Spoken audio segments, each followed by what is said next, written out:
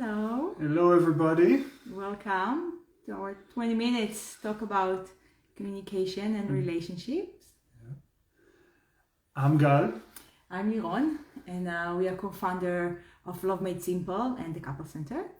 And we are here to discuss with you some good information, material, tips about communications and relationship. Weekly love and relationship tips to hope to help you Yeah. in your journey in your relationship. Yeah. So we are both psychotherapists. We are married for 15 years, been together for 18, having 2 kids, 6 years old and 5 months old. Yes. And we are here to share with you some good stuff. Yeah, and so this month we've been focusing on communication because it's the number one topic, most important topic for relationship, and it's number one problem that couples report. And what we want to talk about today is a whole different way of thinking about communication. So there's so much communication advice out there, like things like don't say always or never. Talk about yourself. Use I statements. Okay, say what you feel or what you need. For example, some people know the nonviolent communication structure.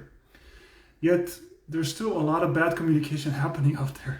A lot of communication challenges that couples have, and we see it firsthand in our workshops. We see it in our private practice as we're working with people one-on-one. And so the question is why? Like, why is it that if the tips are out there, the structure of communication is out there, why is it so hard for people to actually communicate so well? Right. So do you know how sometimes there are little fights that you can't really get why you are fighting about it, like the dishes or being late or being on your phone, or little things that it's kind of like why we are fighting about it, but we still fighting about it every day, every night, and it's very repetitive. And the reason for that is because we're focusing about the issues and not about how we feel under what's happened there, under the issue. And that's what we want to talk about here, to explain you more about the emotions and why. So the approach we take is that it's not so much about the structure of how to talk to each other. That's actually important, but it's secondary. What's important is actually understanding the mindset, understanding like how to understand communication, how to change your mindset around it in order to make communication much better.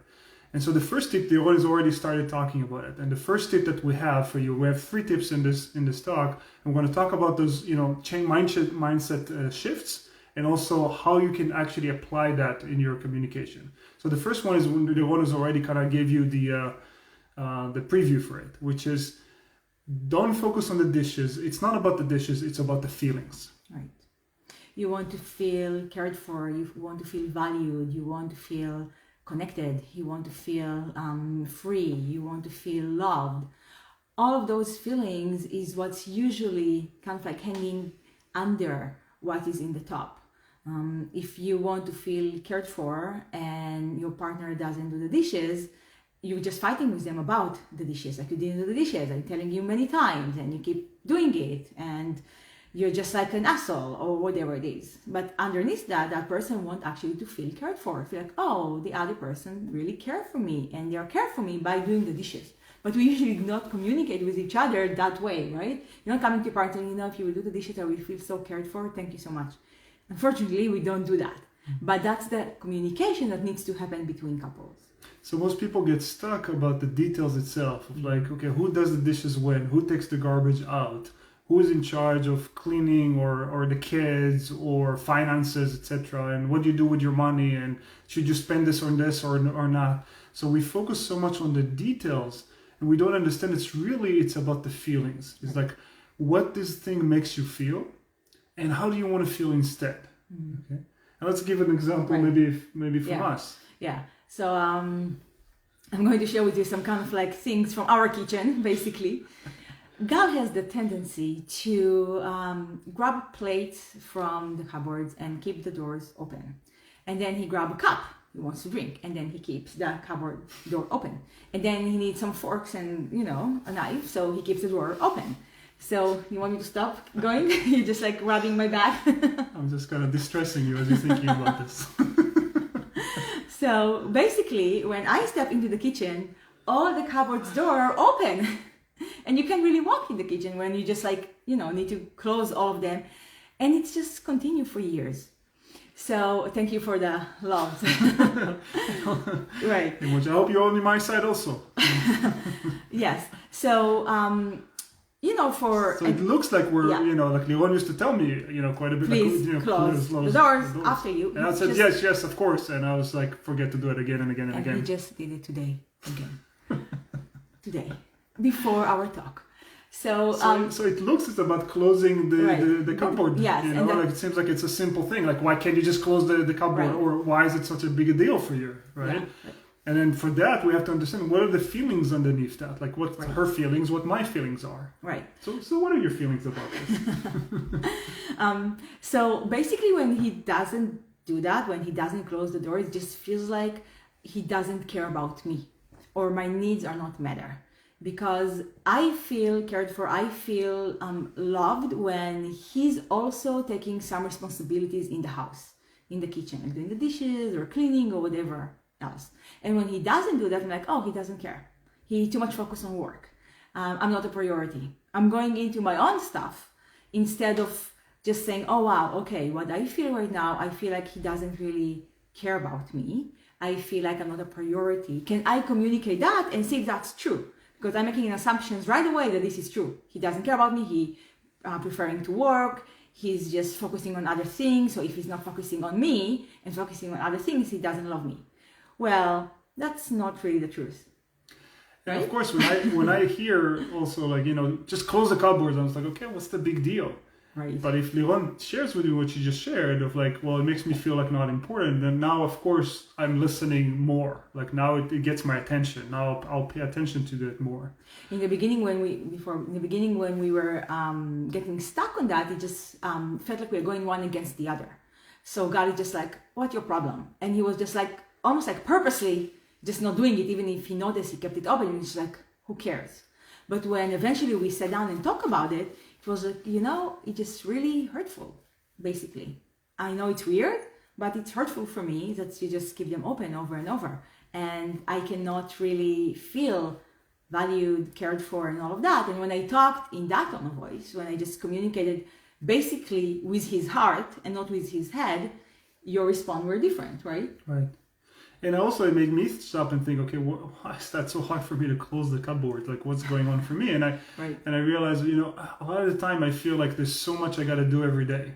And so I kind of move very quickly from things. Like I just move from one thing to another. And so like the funny thing is like it shows up in the cupboards. It's like I take a cup and I already think about the next thing. If I need a plate and I open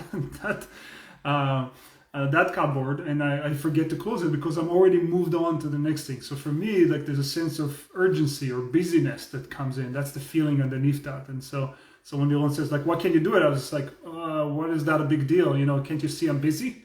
And so those are, once we understand also, we talk about those feelings, now it's much easier to understand where each person is coming from and to not also take it personally.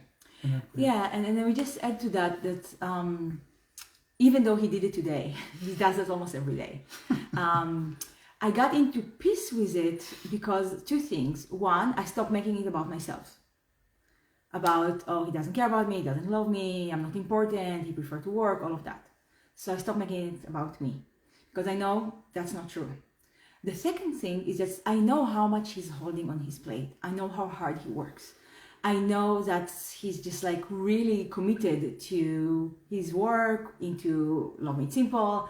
And okay, so he forgot to close the cupboard. He does so many other things. That I'm just like, okay. And I'm just going after him and closing it. I'm just like, just pointing it, just like that. And I close it because I know he's holding so much. So I'm just like decided to be more in peace with it. And appreciate you for that. Thank you. It feels much better. And of course, I do try to pay attention to that more. All the times in which I do close the cupboards, those don't get counted. But because that's the normal. That's the way it's supposed to be. And so coming back to kind of summarize this first point. So the first mindset shift is that it's not about the dishes, it's about the feelings, right? It's about the cupboard. It's not about the cupboards, it's about the feelings. And what are the feelings underneath? And when you talk about it, it's different. And so the tip around that is that if you're upset about your partner, about something, or they're upset at you, stop and ask yourself, what do they feel in that example? And what do they want to feel? Like, so they didn't feel respected, and she wanted to feel like I respect her time, or that I help and support in that, and I see her, and I wanted to feel that she sees, that I'm doing my best, and then I'm busy, or I'm really kind of trying hard in some way. Mm-hmm. And so that really makes a difference in the communication. Mm-hmm. Next point? The next point. So the next mindset shift is that it's not about who's right, it's about the emotional needs. Right. Okay. So how many times you and your partner have been in a fight in which you say, but I said blah, blah, blah, and your partner says like, no, you didn't say that, you said this and that. And you end up fighting over the details. Or you say like, but I asked you to do this and you didn't do it. And the other person is like, but you didn't ask me, you never said that. Mm-hmm. I know we have those things, right. And I know many of the couples that we see actually have those fights, and they get caught in like deciding who was right, because each person is trying to prove like, but my reaction was normal, because that's what happened, and the other person is like, but that's not what happened. And so each person are fighting over who's right, and they're missing the real important point, which is coming back to like, what is that you made, or what's the meaning you made out of it, and what are the needs that you had there. Right. The meaning that we make out of it is really important, because we filtering the reality based off our needs, and then we just project our needs on our partner. So we wish that our partner will respond to us based off our needs. That's basically they'll be psychic, or they will just read our mind or our needs and just provide it. But that's not reality. That can't really happen. So we get stuck in that loop of just like, oh, it's not what I said. Yes, it's what you said. No, it's not what I said. It's what you said. It's like, okay, so what is the need there? Mm-hmm. And I want to give you an example. I worked with this couple actually recently. And the conversation came up, or challenge came up around the holidays, right? Like we're about to have Thanksgiving soon, and it's a heterosexual couple, and they're supposed to go to the woman's family for Thanksgiving. But after they thought about it a little bit more, they realized they haven't really spent much time with the guy's family, and he felt very, like that they're not treating his family equally, and that they won't be able to be with them in the Christmas. And so he really wanted to change that, and they decided that it doesn't make sense to change it, to move to his family. And they had the conversation, but it's been a while, and they didn't really communicate that to her family yet. And at some point, he basically just decided to, he thought that that's what they agreed, again, kind of, arguing about the details. So he thought that she's saying like, you know what, go ahead and do that. And he called her parents and said, hey, listen, this time we're actually going to be with my family. I'm sorry. It was very respectful. He was trying to kind of communicate as best as he could, but she got really upset because she told him, I never told you to talk to my family. Why are you calling my dad? This is my job to do this. And they end up in a fight of like, but he said like, but you told me that that's okay, and you don't want to do this call, or you're too busy, and so I just did it, and we agreed actually literally to do it, that I'll do it. And she said, no, we never agreed on that. I was planning to do it this weekend. I just needed more time. And so they can get caught in this fight about who's right, and was it okay for him or not okay to call her parents, but it won't get them anywhere, because they have different memories of it. What's important is to understand like, what are the emotional needs that each one of them had. So she actually felt that she's going to disappoint her parents, and had a really hard time with it. And he wasn't able to see it. Like she didn't explain it this way, and he didn't understand it. And so she needed more time, and she needed more planning of how to talk to them. And she needed to do it on her own. He felt frustrated because he said like, he couldn't say yes to his family until they talked to her family. And he felt like she's postponing it. Like she doesn't want to face that. That's what his interpretation was. And so he feeling like, I don't want to talk to your parents, but I'm taking this, responsibility because you don't. And so he actually felt like he's doing something good for her by trying to do something that it's hard for her, right?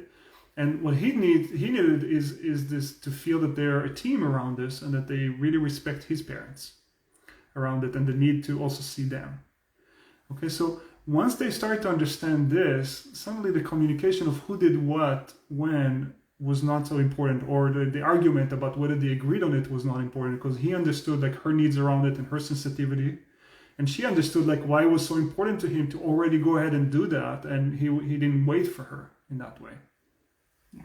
So when you find yourself caught in that kind of situation, when you think you're right and your partner is wrong, or vice versa, ask yourself, if I can put myself in their shoes, if for just a moment I agreeing with what they're saying, what does it feel like?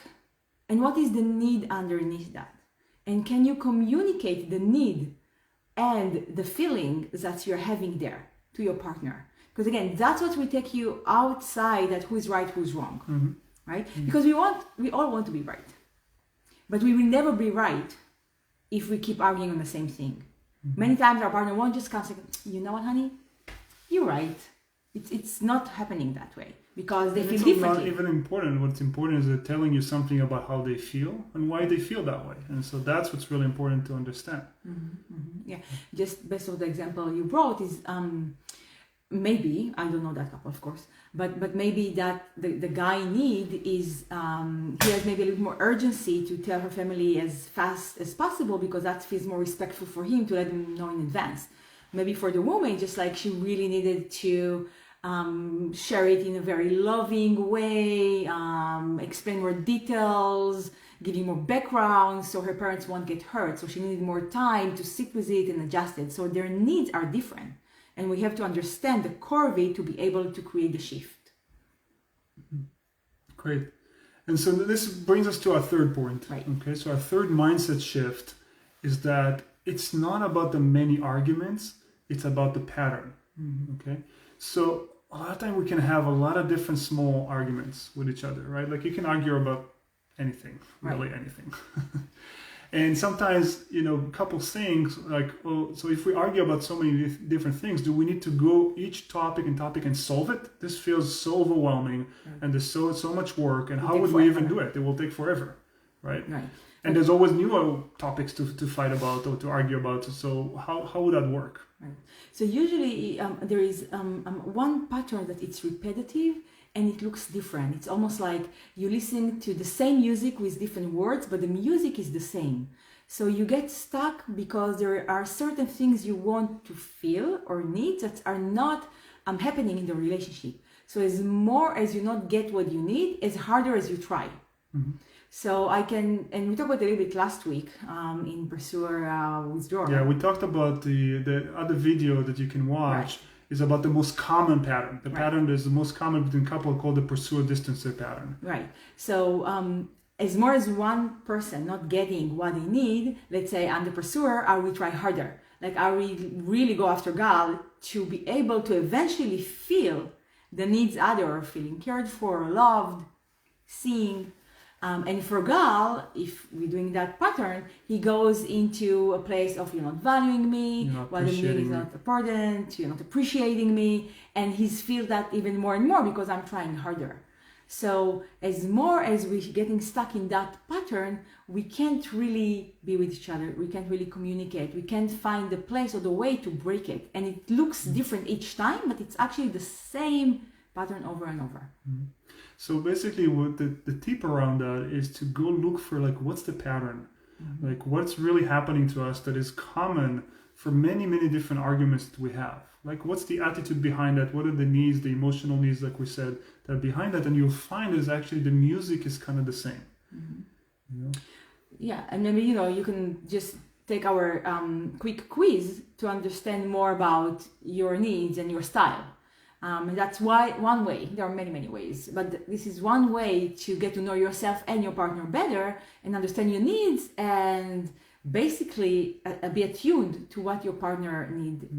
Our quiz that Yvonne talks about is our 4 relationship desire quiz, because we found in our work that there are 4 basic needs or emotional needs that we have, and usually our satisfaction and our arguments goes back to fulfilling one of those needs. And so you can find that quiz on lovemadesimple.com/quiz, and you can take that for free, of course. And we had, I think, maybe one more example around that about the pattern. One of the things that we had recently is that, or several months ago actually, that we're going on vacation to Hawaii, and Liron had an idea relatively close to the trip. She wanted to actually shift some of our plans and do some other activities that felt more fun and more exciting for her. And I didn't like that. I was just like, it's last minute, and why are we changing things right now? And we already have everything booked and planned, etc. Right. And we argued about that because it's just like, we are going to Hawaii and we really want to experience that, and we're not there like every month, so let's really make a little bit of effort and do something we really want and like. And Gal is just like, not again. You're giving me a headache. A few days before the trip, you're giving me a headache. Yes. And so, I mean, there's more to tell about it, but I'm kind of go briefly on it, and I'll say, look, we can look at that, at that fight as if we're talking about, Hawaii and what we want to do over there. But when we peel off the layer and we look at what's the pattern, what's common here to other arguments that we have with each other, right. Kind of realize it comes back to some of our personality difference and our emotional needs. Right. Like I have a need more for planning, for security, for being clear about where I'm going and what's going to happen, how much it's going to cost, and what we're going to do, and to know it ahead of time.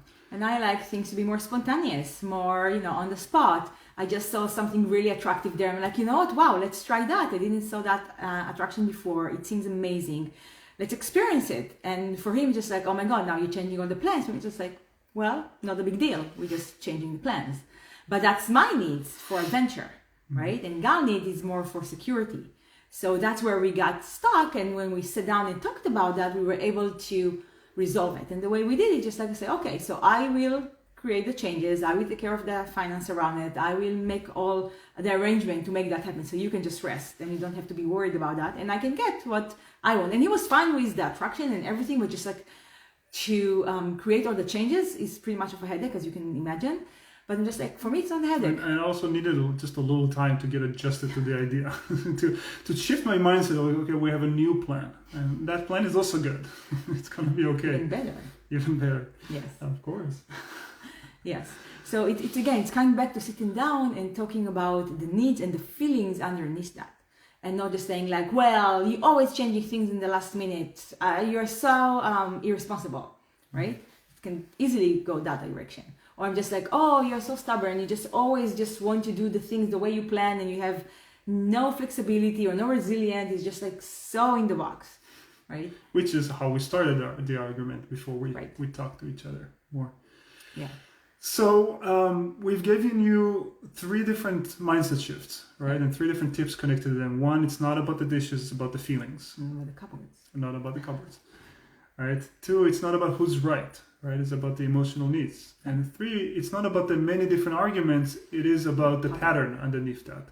Yeah. So we hope you have a bit of a sense now of like, what do you need to look for in the communication? It's actually what's underneath that. What's common about it between us? How does it reflects our deeper needs or our personality difference?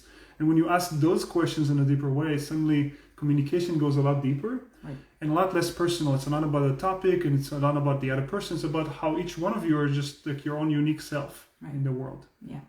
Yeah. So next Thursday. Tomorrow. Next So Thursday. if you're interested in learning more about communication, tomorrow we're going to have a mini workshop, and Thursday 6 o'clock in the evening on California time for an hour and a half, called The Art of Listening. Yeah.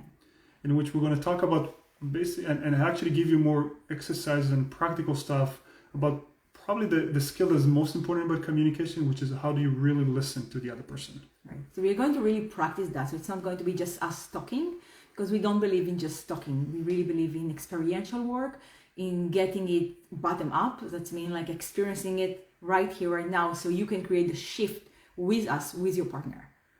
Yeah. So you can find it on our website on lovemadesimple.com under workshops.